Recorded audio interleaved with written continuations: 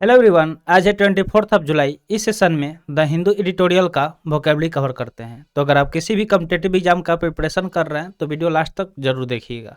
चलिए वीडियो शुरू करते हैं। जल्दी से वीडियो को लाइक कर दीजिए और चैनल पर नए हैं तो जल्दी से चैनल को सब्सक्राइब कर लीजिए। साथ में पेन पेपर भी रखिएगा और जो भी वर्ड और कुछ एक्स्ट्रा चीज़ें बताई जाती है उसे नोट डाउन करते रहिएगा। तो चलिए देखते हैं वर्ड। पहला वर्ड है अनप्रेसिडेंटेड। अनप्रेसिडेंटेड की बात करें तो ये एडजेक्टिव की तरह काम कर रहा है। तो वर्ड के साथ हम लोग ये भी देखेंगे कि ये कौन सा पार्ट्स ऑफ स्पीच है, क्योंकि बहुत सारे एग्जाम है लाइक सीडीएस हो गया, एनडीए हो गया, इन सब एग्जाम में डायरेक्टली क्वेश्चन बन जाता है पार्ट्स ऑफ स्पीच से।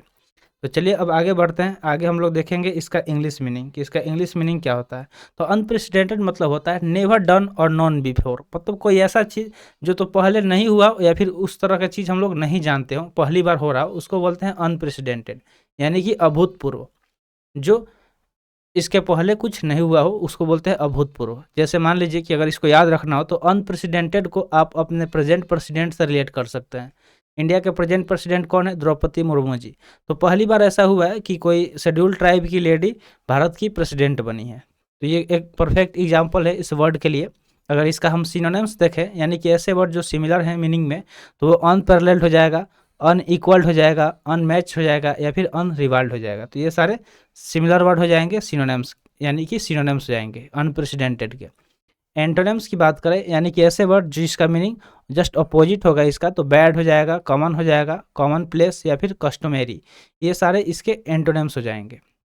और यहाँ पे लास्ट में पिक्चर भी इंसर्ट कर देते हैं ताकि आप वर्ड को विजुअलाइज करके याद कर पाएँ। तो आई होप आपको वर्ड क्लियर हो गया होगा। तो बढ़ते हैं आगे नेक्स्ट वर्ड की तरफ। नेक्स्ट वर्ड है इवेक्यूएट। ये वर्ड हमको लग रहा है कि पिछले कुछ दिनों से बहुत बार रिपीट हो रहा है, तो चलिए इसका मीनिंग देख लेते हैं। तो फर्स्ट ऑफ ऑल ये तो वर्ब की तरह काम कर रहा है। अगर इसके मीनिंग की बात करें तो इसका मीनिंग होता है the act of moving people from a dangerous place to somewhere safe. यानी कि इवेक्यूएट मतलब होता है कि कोई जो भी लोग हैं उनको किसी खतरनाक जगह से सुरक्षित जगह पे पहुंचाना। जैसे मान लीजिए कि कोई ऐसा एरिया है जहाँ पे बाढ़ आ गया है, तो उसमें हमारी जो सैनिक होती है देश की, वो क्या करती है, जो भी लोग फंसे हुए होते हैं बाढ़ में उनको सेफ जगह यानी कि सुरक्षित जगह पे पहुंचाती है। ऐसे ही भूकंप पीड़ित एरिया में जब भूकंप आता है तो लोगों को बाहर निकाला जाता है जो लोग फंसे हुए होते हैं, या फिर कहीं वार हो रहा है, जैसे मान लीजिए कि यूक्रेन रशिया का वार हो रहा था, तो जो भी वहाँ पे इंडियंस फंसे थे उन्हें इवेक्यूएट किया गया था। ठीक है, तो किस वो उस टाइम एक अभियान चलाया गया था, एक मिशन चलाया गया था। उस मिशन का क्या नाम था आप कमेंट सेक्शन में ज़रूर बताइएगा, ठीक है। तो इसका हिंदी मीनिंग क्या हो जाएगा? निकास हो जाएगा, यानी कि निकालना। निकास मतलब क्या होता है? निकासी करना, निकालना। अगर सिनोनिम्स की हम बात करें तो एक्सपल्जन क्या हो जाएगा? एक्सपल्जन, क्लियरिंग, डिस्चार्ज या फिर इम्पटिंग, ये सारे सिनोनिम्स हो जाएंगे। यानी कि जगह को खाली कर देना, डिस्चार्ज कर देना। जैसे हॉस्पिटल में कोई होता है तो उसे डिस्चार्ज मिलता है, यानी कि वो घर चला जाता है। क्लियरिंग, एक्सपल्जन, तो ये सारे सिनोनिम्स हो जाएंगे। यहाँ पे आप एक्सपल्जन में देख रहे होंगे लास्ट में आईओएन आया है, तो आईओएन से आपको ये चीज़ याद रखना है कि जब भी वर्ड के लास्ट में आईओएन दिखे वो नाउन की तरह काम करेगा, क्योंकि एक नाउन सफिक्स होता है। अब इसका एंटोनिम्स देख लेते हैं। तो एंटोनिम्स क्या हो जाएगा? रिटेंशन हो जाएगा, अराइवल हो जाएगा, कमिंग हो जाएगा या फिर एंट्रेंस। ये सारे एंटोनिम्स हो जाएंगे, यानी कि इनका मीनिंग क्या होगा? अपोजिट होगा इवेक्यूएट के। जैसे आप यहाँ पे देख सकते हैं कि मान लीजिए कि ये कोई मॉल है या फिर कोई ऑफिस है जहाँ पे आग लग गया। यहाँ पे आप देख सकते हैं कि आग लग गया, तो यहाँ से क्या किया जा रहा है कि जो भी लोग इसमें फंसे थे उन्हें यहाँ से इवेक्यूएट किया जा रहा है, यानी कि सुरक्षित जगह पे निकाला जा रहा है। थर्ड वर्ड दिया गया है वल्नरेबल, लास्ट में बीएलई। तो जब भी वर्ड के लास्ट में बीएलई आए, वर्ड एडजेक्टिव की तरह काम करता है। इसके मीनिंग की बात करें तो इसका मीनिंग होता है expose to the possibility of being attacked और हार्म आइदर फिजिकली और इमोशनली। यानी कि ऐसा मतलब पॉसिबिलिटी है कि कोई अटैक करेगा, यानी कि आक्रमण करेगा या फिर हार्म करेगा, यानी कि नुकसान पहुंचाएगा, चाहे वो फिजिकली हो या फिर इमोशनली, यानी कि शारीरिक तौर पे या फिर इमोशनली तौर पे, तो उसको बोलते हैं वल्नरेबल, जिसका मीनिंग होता है असुरक्षित। क्या होता है? असुरक्षित, यानी कि जो इंसान असुरक्षित होता है, उसको डर लगता है कि कोई हम पे हमला ना कर दे, कोई मेरे साथ कुछ गलत ना कर दे, उसको वल्नरेबल बोलते हैं। अगर इसके सिनोनिम्स की हम बात करें तो एसेसिबल, डिफेंसलेस, एक्सपोज्ड या फिर लाइएबल, ये सारे सिनोनिम्स हो जाएंगे। देखिए एसेसिबल में भी बीएलई आया है और यहाँ पे लाइएबल में भी बीएलई आया है। तो बीएलई से आप को नोट कर लेना है कि ये क्या होता है, एडजेक्टिव सफिक्स होता है। अब एंटोनिम्स देख लेते हैं। तो गार्डेड यानी कि जिसे गार्ड किया जा रहा है, बचाया जा रहा है। प्रोटेक्ट यानी कि रक्षा करना। सेफ मतलब सुरक्षित, और सिक्योर मतलब सुरक्षा करना। तो ये सारे क्या हो गए, जस्ट एंटोनिम्स हो जाएंगे, ठीक है, वल्नरेबल के। अब यहाँ पे देख सकते हैं पिक्चर में, पिक्चर काफ़ी रिलेवेंट इंसर्ट करते हैं ताकि आप समझे, देखें और समझे और याद करें।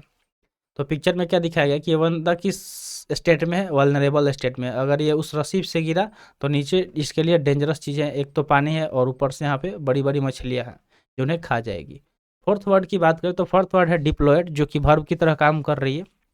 अगर इसके मीनिंग की बात करें तो इसका मीनिंग होता है टू पुट सोल्जर और weapons in a position where they are ready to fight. यानी कि जो सोल्जर्स यानी कि सैनिक और जो हथियार है उसको इस पोजीशन में रखना ताकि वो रेडी रहे लड़ाई के लिए। तो इसका हिंदी मीनिंग तैनात करना हो जाएगा। अगर इसके सिनोनिम्स की बात करें तो पोजीशन हो जाएगा, स्टेशन हो जाएगा, पोस्ट या फिर प्लेस हो जाएगा। अब एंटोनिम्स की बात कर लेते हैं। तो कंसंट्रेट, कंक्लूड, फिनिश या फिर कंसील, ये सारे अपोजिट वर्ड हो जाएंगे डिप्लॉयड के। अब यहाँ पे पिक्चर देखिए, पिक्चर से आपको क्लियरली पता चल जाएगा कि यहाँ पे जो सेना है उसको क्या किया गया है, डिप्लॉयड किया गया है, यानी कि तैनात किया गया है। अब बढ़ते हैं नेक्स्ट वर्ड की तरफ। नेक्स्ट वर्ड की बात करें तो नेक्स्ट वर्ड है अटेंडेड। अटेंडेड मतलब होता है, अटेंडेड तो पहली बात यहाँ पे वर्ब की तरह काम कर रहा है। अगर इसके मीनिंग की बात करें तो इसका मीनिंग होता है be present at an event, meeting और फंक्शन। यानी कि प्रेजेंट होना, किसी इवेंट में कोई पार्टी हो रहा है, कोई फंक्शन हो रहा है या फिर कोई मीटिंग, तो वहाँ पे प्रेजेंट होना यानी कि उपस्थित होना। तो अटेंडेड मतलब क्या होता है कि उपस्थित होना। तो चलिए इसका अब सिनोनिम्स देख लेते हैं। अगर सिनोनिम्स की हम बात करें तो इसका सिमिलर वर्ड क्या क्या हो सकता है, तो चार्ज हो सकता है, फील्ड हो सकता है, रिप्लीट हो सकता है या फिर अबाउंडिंग। अबाउंडिंग, रिप्लीट, फाइल्ड या फिर चार्ज, ये सारे सिमिलर वर्ड हो जाएंगे अटेंडेड के। अब चलिए देखते हैं अपोजिट वर्ड्स एंटोनिम्स। तो अबेंडन यानी कि त्याग देना, छोड़ देना। डिसिक्रेटेड, फॉरगटन, भूल जाना, अननोटिस, तो ये सारे क्या हो जाएंगे, अपोजिट वर्ड हो जाएंगे। तो अटेंडेड का पिक्चर देख सकते हैं कि यहाँ पे मान लीजिए कि कोई मीटिंग चल रहा है जिसमें काफ़ी लोग उपस्थित हैं, उसको अटेंड किए हुए हैं। अब चलते हैं आगे, देखते हैं आगे क्या है। तो यहाँ पे देखिए होमवर्क का बात कर लेते हैं। तो यहाँ पे होमवर्क में हम आपको यही बोलते हैं कि जो भी वर्ड यहाँ पे कवर कराया जाता है उस वर्ड से कोशिश कीजिए सेंटेंस बनाने का, क्योंकि आप अगर सेंटेंस बनाएंगे वर्ड से तो आपको वर्ड इजीली याद हो जाएगा, ठीक है। तो ये काम आपको करना है ध्यानपूर्वक और उसे कमेंट सेशन में टाइप भी करना है। नेक्स्ट वर्ड है टर्मिनेट। टर्मिनेट की बात करें तो टर्मिनेट यहाँ पे वर्ब की तरह काम कर रहा है, जिसका मीनिंग होता है the action of terminating something और the fact of being terminated. तो टर्मिनेट मतलब होता है किसी चीज़ को एलिमिनेट कर देना, खत्म कर देना। तो इसका हिंदी मीनिंग क्या हो जाएगा, सीमा। क्या हो जाएगा, सीमा, यानी कि किसी चीज़ का सीमा समाप्त हो गया। सिनोनिम्स की बात करें तो एंडिंग, एंडिंग मतलब समाप्त होना, क्लोजिंग बंद होना, कंक्लूजन यानी कि जो लास्ट में कंक्लूड करते हैं किसी चीज़ को, या फिर फिनिश मतलब खत्म करना। तो टर्मिनेट मतलब बताए थे खत्म करना, सीमा। एंटोनिम्स की बात करें तो स्टार्ट, इसका अपोजिट वर्ड क्या हो जाएगा, अगर कोई चीज़ खत्म हो रहा है तो उल्टा इसका क्या हो जाएगा, शुरू हो जाएगा, बिगनिंग हो जाएगा, ये भी शुरू होता है। इनटॉलरेंस, इम्पेशेंस, ये सारे अपोजिट वर्ड हो जाएंगे, ठीक है, टर्मिनेट के। नेक्स्ट वर्ड की तरफ चलते हैं। नेक्स्ट वर्ड है सस्पेंडेड, वर्ब की तरह काम कर रहा है, जिसका मीनिंग होता है एक्सपोज बाय ए जज और court but not in force as long as no further offence is committed within a specified period. तो सस्पेंशन मतलब होता है कि किसी को पे एक इम्पोज कर देना जज या कोर्ट द्वारा, ताकि वो मतलब कोई भी चीज़ आगे नहीं कर पाए, उसको बोलते हैं सस्पेंडेड, यानी कि निलंबन इसका हिंदी मीनिंग हो जाएगा। अगर इसके सिनोनिम्स की हम बात करें तो एडजॉर्नमेंट, इंटरप्शन, डिले या फिर स्टे। एडजॉर्नमेंट हो गया, इंटरप्शन हो गया, डिले हो गया या फिर स्टे, ये सारे सिमिलर वर्ड हो जाएंगे। एंटोनिम्स की बात करें तो कंटिन्यूएशन मतलब किसी चीज़ को जारी रखना। रिजम्पशन, रिज्यूम मतलब क्या होता है, उसको जारी रखना। बिगनिंग या फिर ओपनिंग, ये सारे सिमिलर वर्ड हो जाए, एंटोनिम्स हो जाएंगे। तो सस्पेंडेड वर्ड समझ में आ गया होगा। अगला वर्ड यहाँ पे दिया गया है कमोडिटीज़। कमोडिटीज़ की बात करें तो नाउन की तरह काम कर रहा है, जिसका मीनिंग होता है यूजफुल और वैल्यूएबल थिंग्स। मतलब जो चीज़ लाभदायक हो और उसका वैल्यू हो उसको बोलते हैं कमोडिटीज़, जिसका मीनिंग होता है माल। माल मतलब कोई चीज़ जो जिसका यूज कर रहे हैं, गुड्स इसका है, और सिमिलर वर्ड हो जाता है। तो चलिए सिनोनिम्स देखते हैं। कार्गो, कार्गो यानी कि जो देखते होंगे बड़ा बड़ा शिप पे जो चीज़ आता है उसको कार्गो बोला जाता है। फ्रेट, स्टॉक या फिर टेक्सटाइल, ये सारे सिमिलर वर्ड हो जाएंगे। एंटोनिम्स की बात करें तो जंक मतलब कचरा होता है, स्क्रैप मतलब जो रद्दी चीज़ होता है, क्लटर, ये सारे एंटोनिम्स हो जाएंगे कमोडिटीज़ के। जैसे आप यहाँ पे देख सकते हैं कि ये जो फूड ग्रेन्स वगैरह दिखाया गया है, जो क्या है, यूजफुल है हमारे लिए, वैल्यूएबल है, इसका वैल्यू काफ़ी ज़्यादा है। अगर ये नहीं रहे तो हम लोग भूखे मर सकते हैं। नेक्स्ट वर्ड की बात करें तो नेक्स्ट वर्ड है मैसिव, जो कि एडजेक्टिव है, जिसका मीनिंग होता है एक्सेप्शनली लार्ज। कोई चीज़ जो बहुत बड़ा हो उसको मैसिव बोलते हैं, जैसे हिमालय पर्वत। तो इसका हिंदी मीनिंग क्या हो जाएगा, बड़ा। सिनोनिम्स की बात करें तो बिग यानी कि विशाल, कोलोजल, इनॉर्मस, लास्ट में ओयूएस। तो ओयूएस क्या होता है, एडजेक्टिव सफिक्स होता है, ठीक है। एक्सटेंसिव, ये सारे सिमिलर वर्ड हो गए। एंटोनिम्स की बात करें तो जो चीज़ कॉमन हो, साधारण। ड्वार्फ यानी कि बौना।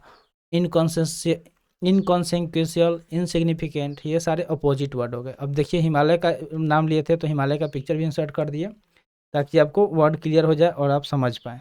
तो आई होप आपको ये वर्ड भी समझ में आ गया होगा, जल्दी से नोट डाउन कर लीजिए। 10th वर्ड की तरफ चलते हैं। सेशन का लास्ट वर्ड है कॉर्पोरेशन। लास्ट में आई ओ एन है, कॉर्पोरेशन के लास्ट में आई ओ एन आया। तो जब भी वर्ड क्लास में आई ओ एन आए वो नाउन की तरह काम करता है, जिसका मीनिंग होता है ए लार्ज कंपनी और group of companies authorise to act as a single entity and recognise as such in law.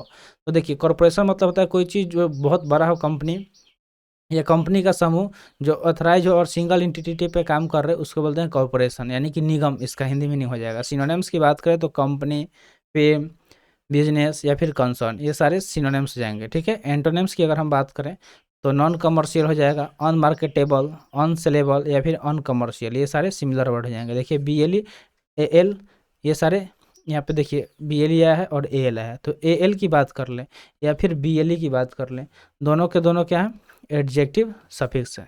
तो आई होप आपको वर्ड समझ में आ गया होगा। तो आज के लिए इतना ही। आज का सेशन यहीं पर समाप्त हुआ। सेशन कैसा लगा कमेंट सेशन में ज़रूर बताइएगा। तो मिलते हैं फिर अगले वीडियो में। Thanks for watching. जय हिंद।